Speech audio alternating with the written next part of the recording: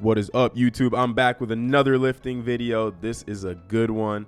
I put basically every single rep that I did in this workout, so you guys can basically follow along and do the same workout as I am doing. Started the workout with some sprints. Now, I actually haven't been doing sprints for a long time because they were giving me a lot of back issues. But something that helped me here is I focused a lot on bracing my core, and me and John were talking about it, and a big reason I was feeling pain, specifically when my left leg would be up and my right leg would be back, is because I was letting myself anteriorly rotate a lot at the hip. So we focus on just bracing my core as hard as possible, making sure I'm posteriorly tilted when I'm sprinting, and doing short distances at first. And that basically completely got rid of the pain that I was feeling. So that's really good. Gonna keep progressing the distances up with that. Sprinting was a big reason why I improved a lot. It's a really easy way to get a lot of plyometric contacts. It's at the end of the force velocity curve. It is basically the most intense thing that you can do. But the joint angles are different from a 2-foot jump. So it's general enough that you can do it safely. You just got to be careful.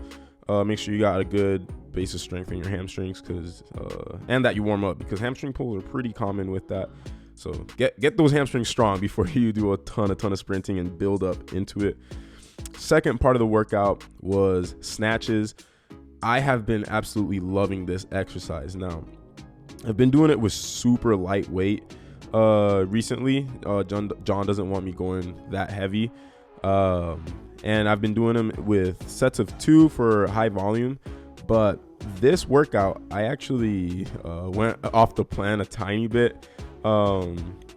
This workout was literally the heaviest I've ever gone on snatches, which is pretty dope.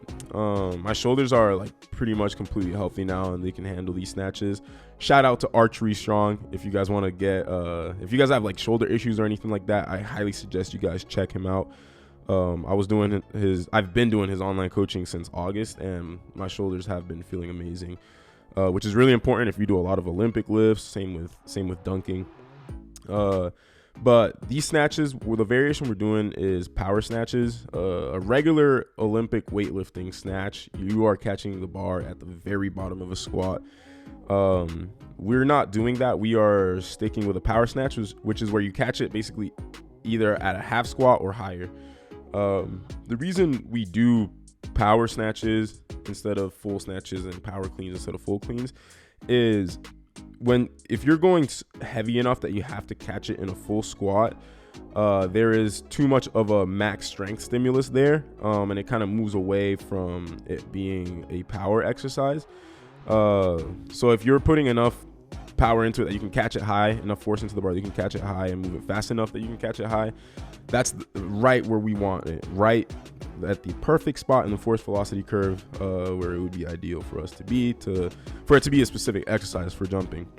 Now, as you can see here, I am doing 135, which is officially the most weight I had ever done. Right here, I am doing 155, and some cues that I had to give myself that have helped me with my snatches. One is keep the bar as close to your body as possible. A lot of people let the bar kind of fly out too far in front of them, and that's really bad on the shoulders. Here I'm doing 165. As you can see, the catch was a little shaky, but was able to still put a lot of force behind that rep. Second cue that I have been trying to focus on is catching it low. A lot of people, when they do power cleans or snatches, and you're gonna see this mistake here. Actually, it's on the next rep. That one I just did not balance well. I kind of put the bar behind me a little too much. But when people do power cleans and power snatches, they don't go low enough into a squat. They try to catch it like with their knees like super far in front of us. You can see there, if I would have just dipped a little bit lower, I would have caught it. And it can be really bad for you, especially on power cleans. A lot of shoulder issues happen because people don't dip low enough on the catch, which forces their elbows to be in a terrible position.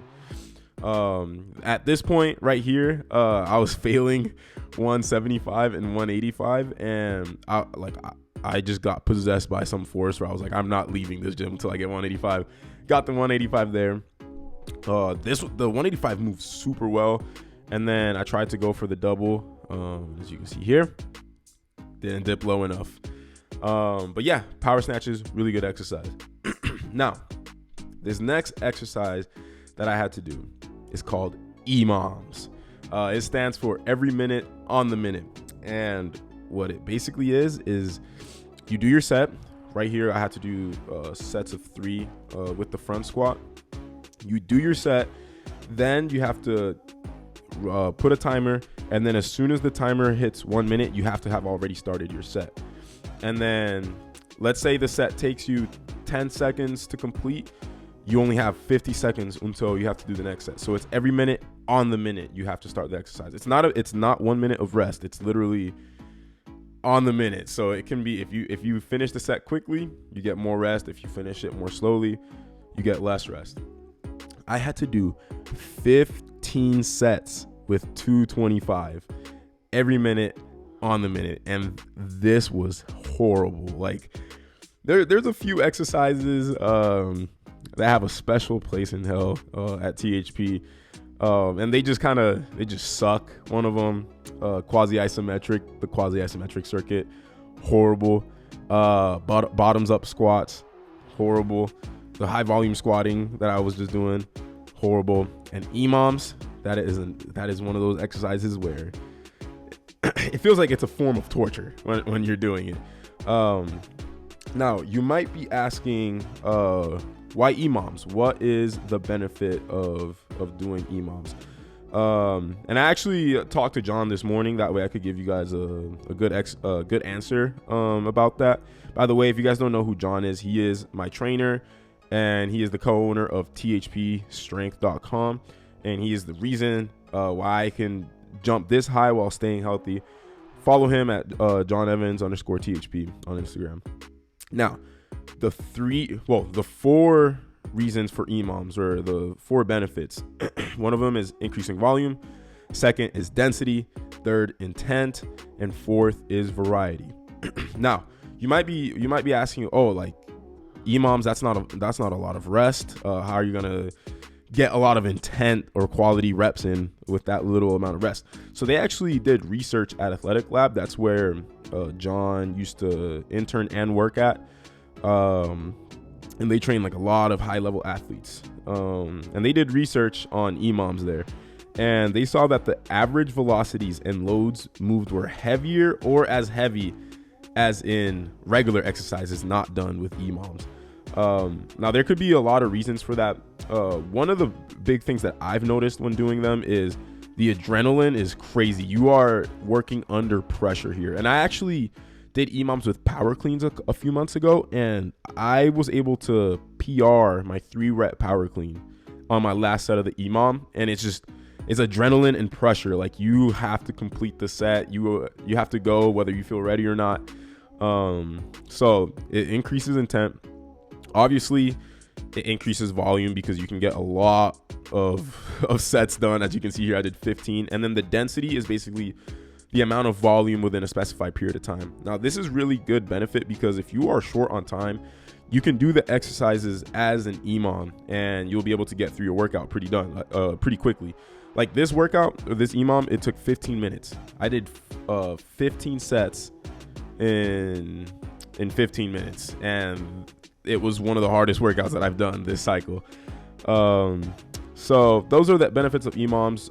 I would only try it if your technique is really, really good with the given exercise. Finish the workout here with some barbell calf raises, and then I supersetted it with some single leg glute bridges. This workout was basically my last workout before I deload. I'm actually gonna start my deload week today, so that video is probably gonna be out in a few days. I haven't dunked in a long time. It's actually been 1 month or 3 weeks on the day since I've dunked. It started off because my hip was injured, but then I just wanted to focus on my lifting this cycle and get some really high quality work in. But after this deload, I am gonna be having a dunk session up in San Francisco. I'm coming back up to kind of work with John and CJ, so that should be pretty fun. Lastly, if you guys want to get online coaching personally from me and John Evans, make sure you go to THPstrength.com. Guys, this is the best investment you can ever make in yourself as an athlete or a dunker. It is worth the price, more than worth it. It is better than personal training. So make sure you guys go check it out, THPstrength.com, and like the video. See you guys in the next video. Peace.